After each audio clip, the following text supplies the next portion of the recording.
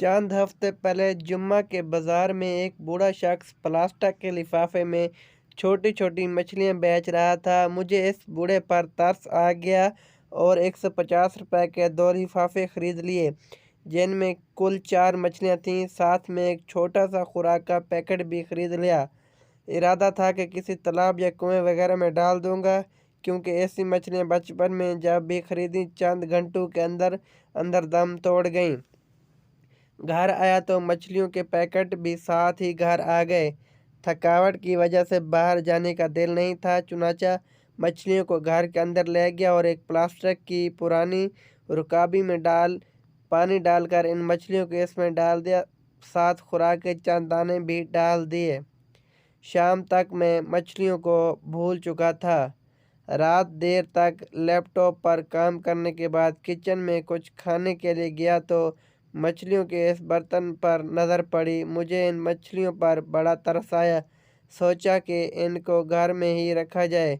Internet पर बैठकर मछलियों की निगहदाश्त के तरीके पर छानबीन शुरू कर दी। पता चला कि छोटी मछलियों के लिए शीशे का बर्तन होता है, जिनमें ये खुशी रहती हैं। इनका पानी हर रोज़ बदलना चाहिए ताकि ये टॉक्सिक्स मादों से महफूज रह सकें। इनको खुराक के 2 दाने फी मछली फी दिन डालने चाहिए, जिनसे इनका निज़ाम ठीक रहता है। खुशी की बात कि शीशे का बर्तन अपनी दुकान से ही मिल गया।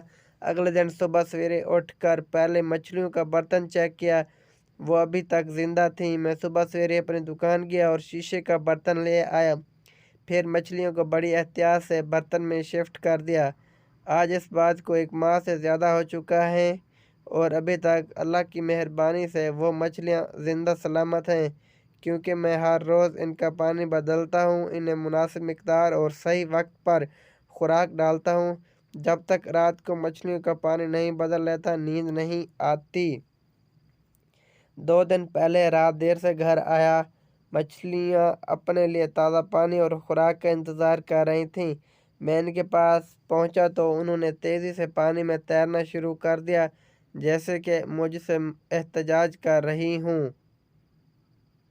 मैं एक बहुत गुनहगार शख्स हूँ, लेकिन फिर भी 4 छोटी मछलियों की जिम्मेदारी क्या सर पर पड़ी, इनकी फ़िक्र लगी रहती है।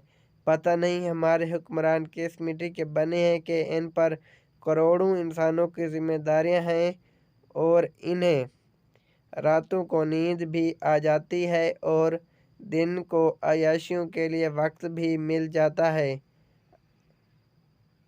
अल्लाह का शुक्र है कि मुझ पर हुक्मरानों वाली जिम्मेदारियां नहीं डालीं, वरना मैं तो शायद शदीद ज़हनी दबाव से ही मर जाता। अगर स्टोरी अच्छी लगी हो तो चैनल को सब्सक्राइब करके बेल आइकन को प्रेस कर लें, ताकि हर नई आने वाली वीडियो का नोटिफिकेशन बआसानी आप तक पहुंच सके। शुक्रिया। अल्लाह हाफ़िज़।